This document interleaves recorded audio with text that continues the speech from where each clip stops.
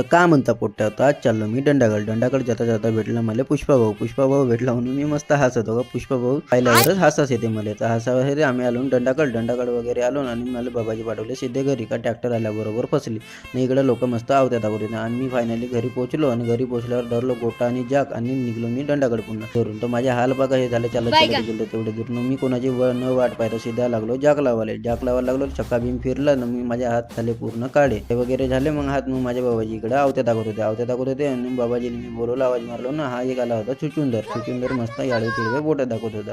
मग ट्रॅक्टर वगैरे निघली आणि माझ्या बाबाजी लागले वाहासाठी लागले आणि माझा भाऊ इकडे तोडत होता काट्या तोडत होता. हा चुचुंदरचा काही हसणं काही कमीच नाव होता. मस्त हसत होतं. याच्या सगळं मला असं आहे. आपा माझा भाऊ कामचोर मस्त झोपून होता. तर हा कामचोर आहे याच्यापेक्षा कामचोर मी आहे. मग मी झोपलो याला उठवलं. चला भेटूया मग पुढच्या ब्लॉगमध्ये. पोट्ट्या आजच्यासाठी एवढाच.